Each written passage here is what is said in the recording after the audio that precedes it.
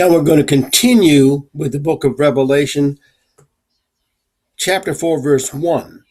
This time we're going to have another book we have, which I told you about before, and this is by Bullinger. The reason I'm using that is because I found out, as I told you once, that Bullinger was a great influence on Dake.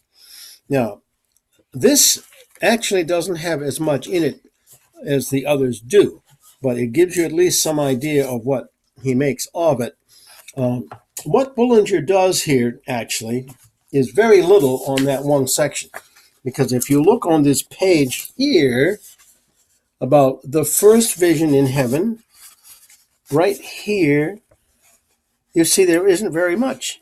And then he goes right down into the throne, which is not in that verse, because the throne is something different. So now what this says, though, is about this first, is this the first vision in heaven. Now, what Coulter has to say about that is, first he gives the way he sets it out. He says, the throne and its surroundings, the throne, the elders of Zoa, the utterance of Zoa and the elders, theme, creation, the throne of the book, the lion and the lamb, and the new song of the Zoa and the elders, other heavenly utterances, theme, redemption. And then all he says about it is this little bit right here. From this, it will be seen that the great subject of this vision in heaven are the throne, the book, and the Lamb. That which comes first in the book gives its importance and significance to the whole book. It is the verse to all that follows and carries us forward by the Spirit to the future age, the coming day of the Lord. The first thing seen and the first mentioned in verse 2 is, and then the throne. Now that's in verse 2. Now that's all Bullinger has to say about it, but it gives you an idea of what he thinks that means. Now, that is the end of those books that are particularly ethical and spiritual. But this next one I showed you before is very interesting, because this has to do with the path of the soul initiation.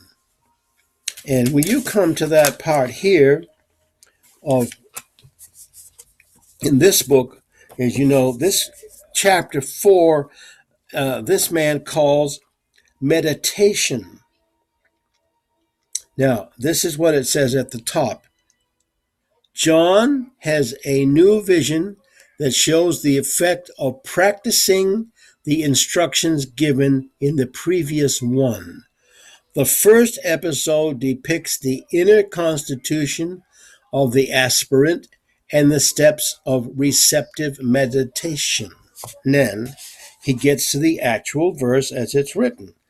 Now, on the next side of it, to the right-hand side, as I showed you before, this is what it means for him, and it has notes underneath, and I will read the notes as well.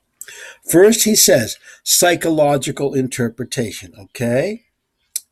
After receiving the vision in chapter 2 and 3, which describes disciples and disciplines for each stage of the spiritual journey, John realizes that the channel of communication with the spiritual world is still open, and he receives the intuitive message that says, raise your consciousness and I will show you that what must occur after the disciples for each stage, or after the disciplines for each stage is applied.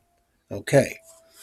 Now that's the psychological interpretation of it. So you can see what it's doing is raising his consciousness and the disciplines necessary to do that, for intuition, for his mind to be changed. Now, underneath, of course, there are notes. And in this case, there is only one note.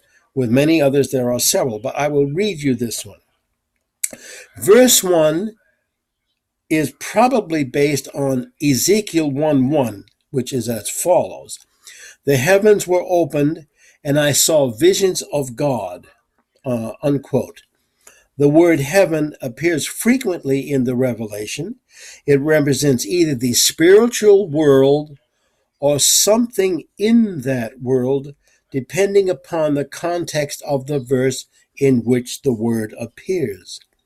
Revelation 10:6 indicates that the spiritual world consists of everything outside the physical and emotional worlds, and so it includes the mind, causal body, which is introduced in verse 4, and soul. The trumpet is the intuitive faculty. See Revelation 1:10.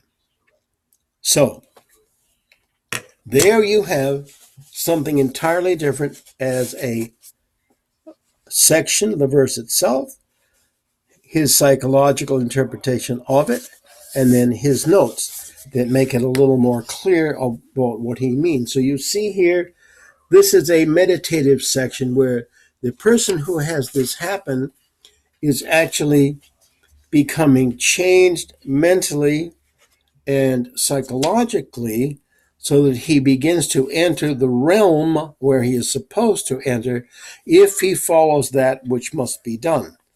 Now, there is another book as well, which we won't do, but that will be the next one we do, and that will be the one by the follower of Edgar Cayce, that what was called that great sleeping prophet.